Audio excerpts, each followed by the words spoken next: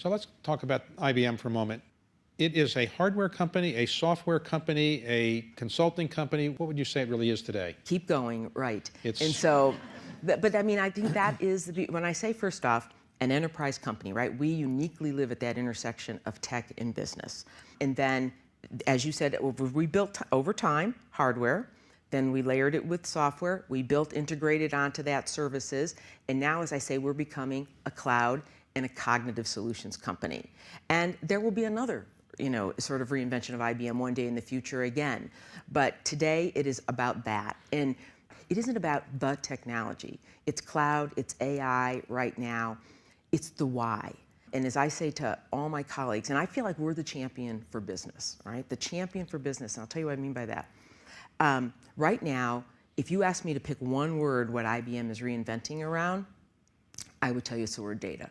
There is gold in that data, and to me, we are on the verge of companies being able to use all that. And this, to me, is companies to go on the offense now against startups, against disruption. You do it with that data, and you will need new tools, and that's where AI comes in. One of the tools is what you call Watson. Yep. Now, Watson is named after our founder, Thomas Watson. Okay. Yep. Now, Watson got some attention because of Jeopardy, the game show. Because of Jeopardy. It's funny how many people still remember that. And in fact, that was, I really give us credit, if I might, for having sort of relit the world of AI. You asked what I did early in my career. I was an AI specialist at one time. So that would be, a couple decades ago.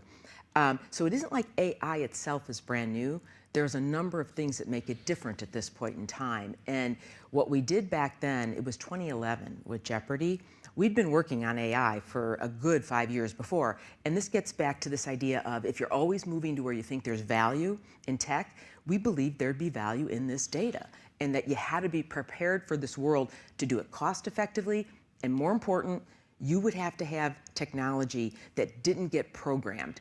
And that's the difference with that's what Watson and AI is, meaning what Watson does, you don't say, if this, do that. That's what every device you have has been programmed, if this, do that. Somebody had to tell it what to do. Your smartphone, you name it. Watson takes data of all kinds, understands reasons, and learns over that data, and that will help you make better decisions. This is an interesting stat I think we're sharing.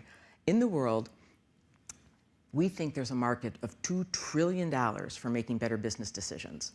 And some of it's rooted in, it's plain fundamental fact that when you and I make decisions, well, you may be better at this, David, but not likely, a third are right, a third are not optimal, and a third are wrong. It transcends everything.